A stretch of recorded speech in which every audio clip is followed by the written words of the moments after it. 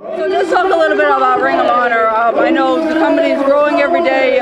Relationship with New Japan Pro Wrestling, debuting tonight here in Brooklyn. How special is it for you to be a part of the company? It's great. I mean, you know, I've been here about 11 years now as a full-time ring announcer.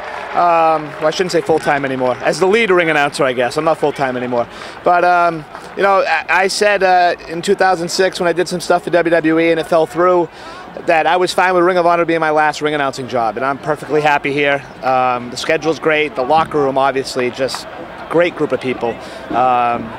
Whether it's guys that have been around as long as I have, or longer, or the new guys that come in, they just blend right into the locker room. So, and it's a thrill to be here in Brooklyn. I'm a huge baseball fan. I was out with my daughters earlier, it's shagging fly balls and stuff, so it's definitely a big thrill. Talk about being here at MCU Park. I know you guys have been at a lot of historic venues. How is this comparing so far? It's different. You know, I was talking to Carrie Silken, our former owner, during our first match and at the table, and I said it's a weird atmosphere, but it doesn't mean it's a bad atmosphere. It's just weird because, you know, over the 20 years I've been ring announcing, I've done several shows outside, whether it's at a stadium or a fair or whatever. It's been a long time since I've done an outside one, and I forgot how the atmosphere is so different. You know, obviously a much bigger space. People are spread out a little more and stuff. They're not right on top of you. So, but I like it. I mean, I've never been here to Coney Island, and this is awesome. The whole, you know, carnival atmosphere and the old school and the beach and everything. This is great. Of all the matches tonight, I know you're looking forward to them all, but if you had to pick one match for fans to tune into, what would it be? It's got to be the world title four-way. I mean, just the talent that's in that ring. It's incredible talent, and you know, Ring of Honor world title matches never disappoint. I've never seen one disappoint in my almost 11 years, you know, ring announcing, over hundreds of them probably. So, but you know, the match right before that for the World Tag Team titles, you know, that could steal the show. I mean, there's so much talent on this roster, and this card is stacked. So, but that's where I would head. Talk about this last match that the fans just saw. It was between Jay Lethal and Matt Taven, long rivalry for the TV title.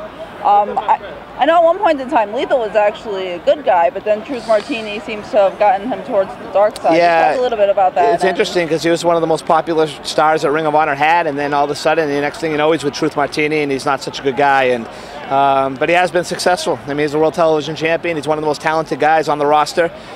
He has to be to hold the title in this company. No slouches hold titles in this company. So interesting change of attitude with him, but seems to be working for him. I know you have a lot of young up-and-coming talent. Of all the young guys, young lions, I guess you would call them, is there any one particular wrestler that you would suggest fans to keep an eye out for as a potential future star? Definitely Hanson. I've known him from the New England scene before, and I'm so happy that he's getting a shot here. He deserves it. He's worked hard. He's reinvented himself.